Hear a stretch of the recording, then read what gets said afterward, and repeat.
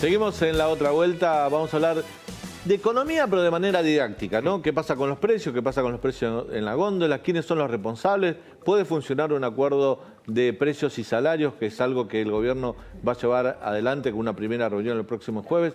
Para eso estamos para charlar ese tema con Roberto Kachanowski, economista. Roberto, gracias por visitarnos. ¿Cómo andás? ¿Qué decís, Daniel? ¿Bien? Bien. No, vamos a arrancar por una pregunta que sé que te pongo el play y salís. Y arranco. ¿No? Una nueva versión de un acuerdo precios y salarios en Argentina. ¿Y por qué va a terminar distinto? A todos los acuerdos de precios y salarios que terminaron mal en el pasado.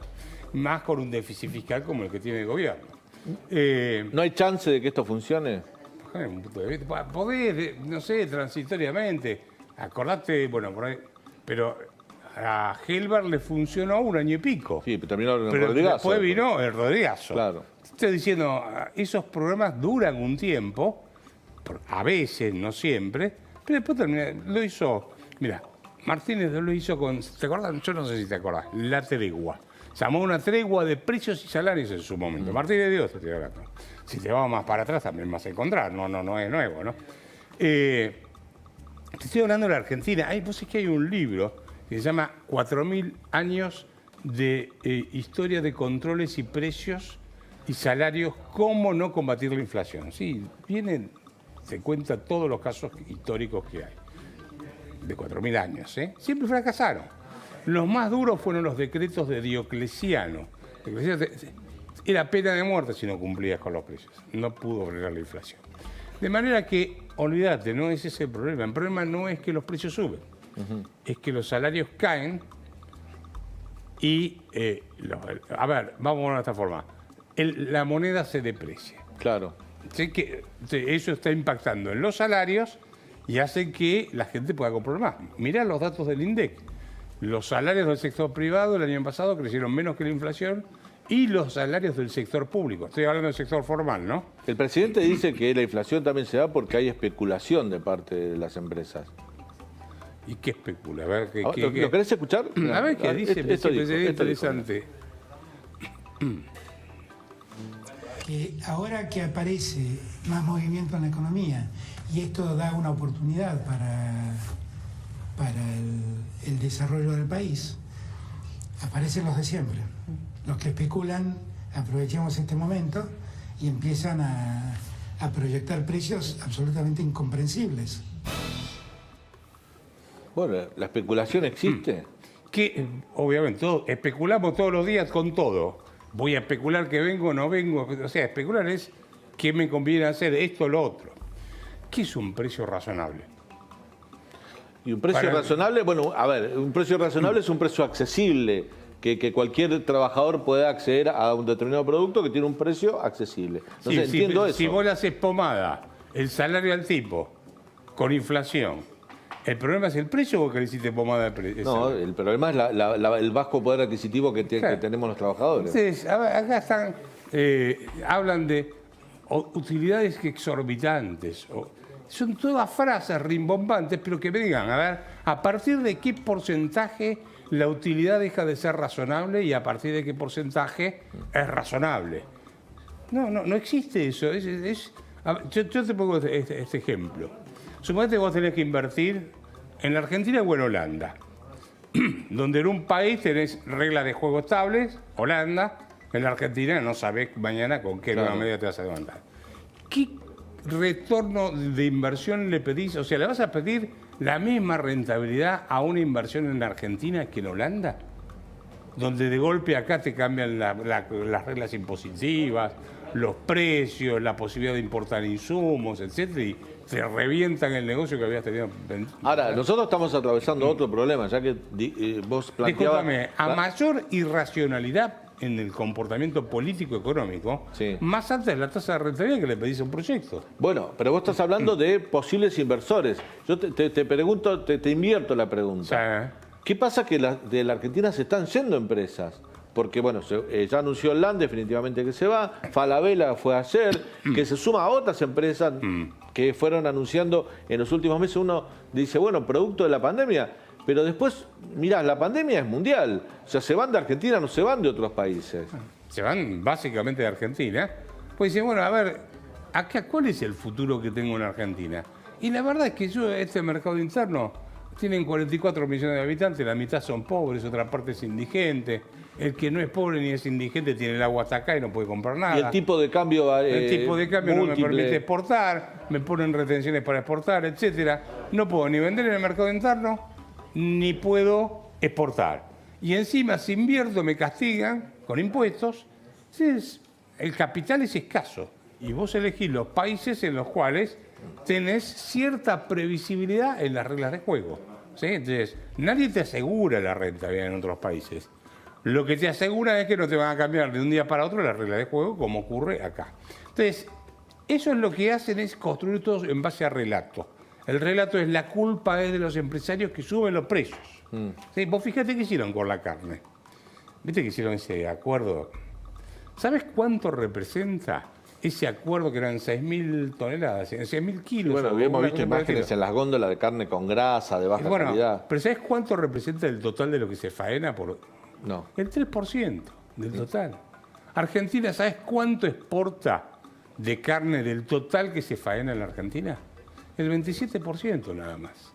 O sea que no es un problema, como ahora te están hablando, de desacoplar los precios internos de los internacionales porque estamos importando inflación. O sea, ese es otro verso viejo que se quedaron en el pasado. Mirá, no hicieron eso en la época anterior, desacoplaron los precios internos. El gas, por ejemplo, la producción de gas en Argentina, nosotros éramos exportadores de gas y terminamos importando gas. No sé si recordás con los famosos barcos de debido. Claro. Muy bien. ¿Qué hicieron? Desacoplaron el precio interno del internacional. Dijeron, en el mercado internacional se paga el millón de BTU, que es una unidad, $7, suponete, $7 el millón de BTU. A ustedes no le vamos a pagar acá más de $2.50. ¿Qué hizo el tipo que perforaba y buscaba gas? Se le acababa un pozo, lo cerraba, se le acababa y no repuso hasta que se acabó el gas. ¿Y qué hubo que hacer? Importar gas. ¿A qué precio? A precio internacional. Tuviste que pagar $15 el millón de BTU en barco, que es muchísimo más caro.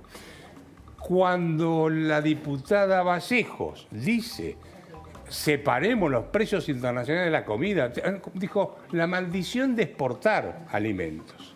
Suponete que no produjésemos alimentos. ¿Qué tendremos que hacer? ¿Importarlos? ¿Estamos de acuerdo? ¿A qué precio te pensás que nos van a vender del exterior? O le van a venir a preguntar a Alberto Fernández, che, a ver, ¿cuál es el poder de compra de tu gente y te venden la comida al precio que vos querés? No es por defender al gobierno en esa postura, sino que ellos dicen que los productores de productos primarios, de commodities, terminan trasladando el precio internacional a las góndolas. De hecho, el presidente acusó al campo de interferir o de ser un gran responsable del aumento de precios no sé, derivados del trigo, de aceite, harina. A ver, si vos produjiste un bife de chorizo y afuera te lo paga más que acá, ¿dónde lo vendés? Afuera, pero también no está mal pensar que tiene que haber hacia adentro para el mercado interno un tipo de, ese bife de chorizo, pero no al mismo precio que te lo puedan pagar afuera. Es imposible eso. Pero de nuevo, estamos hablando de nuevo, como te decía antes, ¿sabes? Se exporta solo el 27% de lo que se faena. Sí. Con lo cual, ellos hicieron encima un acuerdo por el 3% del total de lo que se faena, era un título para los diarios, y le salió mal. Entonces, como era pura grasa, salió Santi Cafiero a decir, la culpa de los supermercados. ¿Sí? Pero vamos de nuevo. Vos agarrás y decís, bueno, carne. ¿Cuánto produzco? Tanto, sí. Vendo nada más que afuera el 27%, de manera que te queda un margen, una tonelada de cantidad de carne para el mercado interno muy grande. No es que exportás más de lo que se consume internamente, exportás una parte. Eso por un lado. Ahora, hay otro dato que no es menor y que la gente no lo conoce. Vos para exportar un frigorífico tiene que tener una autorización, una habilitación para poder exportar. No todos los frigoríficos están autorizados o habilitados para exportar.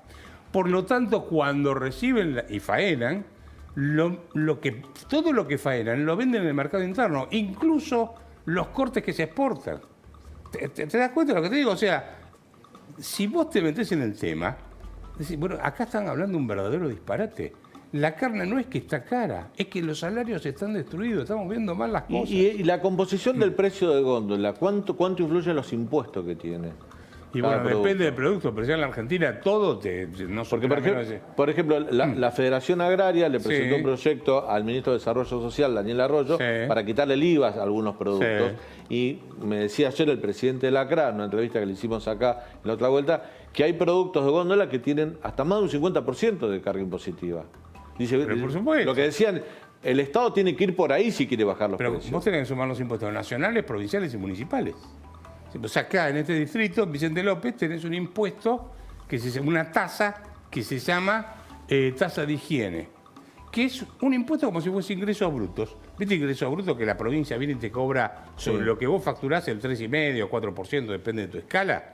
Bueno, acá te cobran un porcentaje similar, o sea que hay doble imposición. Ahí hay un juicio, inclusive creo que es Shell con el municipio de Quilmes, porque está muy discutido. Te puedo dar toneladas de ejemplos. Vos, para llevar un camión, vos venís con un camión del sur o de la capital, pasás por un Vicente López y después tenés que ir a San Isidro a repartir.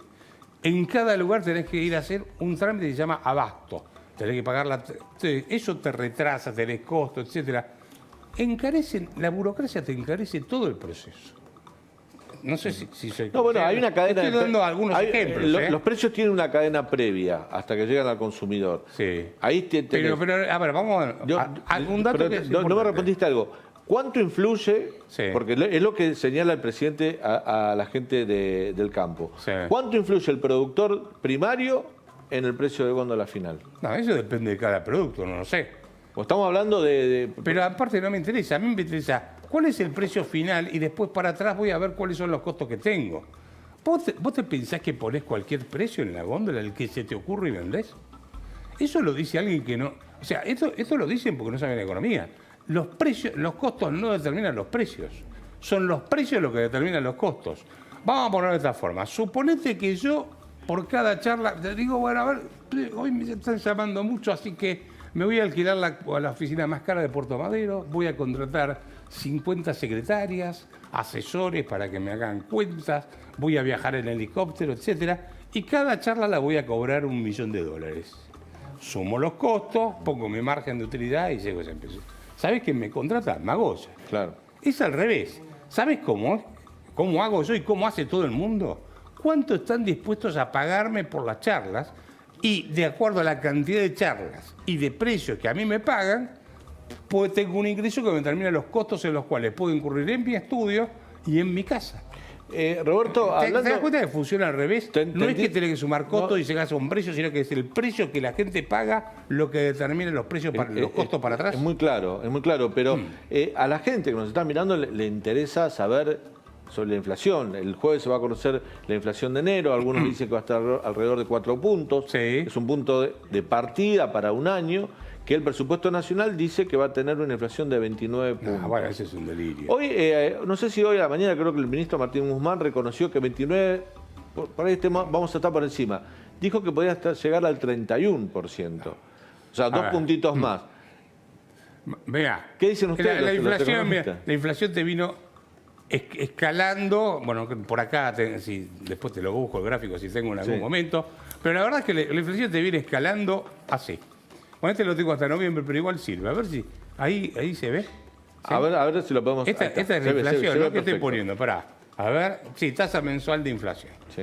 Vos tenías un 1 y pico por ciento aproximadamente, estabas en 1,5. Sí. Te fuiste a un escalón de 3 y te fuiste al escalón de 4. En noviembre, ahora me falta... A ver, estirame que yo te lo digo. Julio 1,6, agosto 2,7, septiembre 2,8, octubre 3,8, noviembre 3,2, diciembre 4 puntos. Y diciembre 4. ¿Este está diciembre? Sí. Sí, bueno. ¿Sabes cuánto es una tasa de inflación del 4% mensual si la proyectas? 60% anual. Pero hay otra tasa que tenés que mirar, que te la publica también el INDEC, que es la que miramos los economistas, que se llama la inflación núcleo.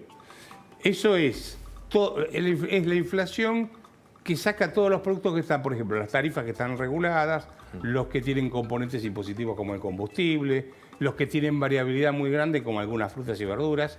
Y esa es la de los precios libres. Esa está en el 5% mensual, 4,9. ¿Sabes cuánto es la tasa compuesta, porque es tasa compuesta, no multiplicás por 12, es tasa compuesta. Eso te da una tasa del casi el 80% anual de inflación. O sea que acá estás en un problema muy serio, porque tenés una inflación del 4% en el mejor de los casos, Sí. pero con las tarifas de los servicios pisados, el tipo de cambio pisado, varios precios controlados. El día que tengas que corregir eso, llegaste a los 3 dígitos. No. En un saque. 3 dígitos de inflación. Y el 3 dólar, dígitos anuales, ¿no? ¿cuánto influye que el dólar oficial vaya subiendo todos los días un poquito y influye en la inflación? Vamos a ver lo que dice el presidente respecto a esto, que cree que el dólar no tiene nada que ver con esto. A ver.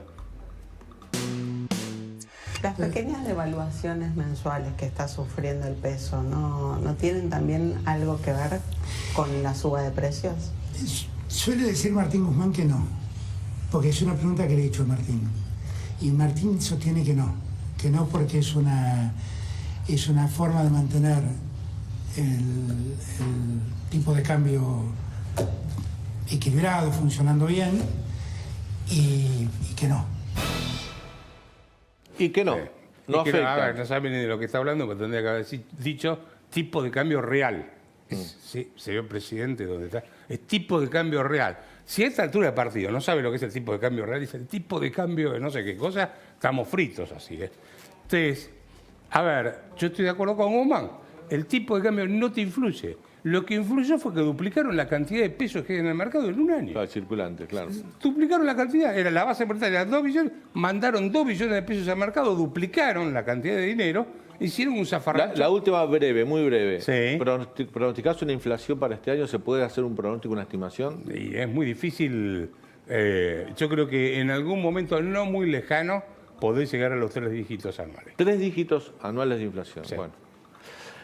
Gracias, Roberto, por esta Un gusto. visita a la Nación Más. Me voy con Carla Ricciotti al Ministerio de Educación de la Nación. Hay un acto de la oposición por la reapertura de las escuelas.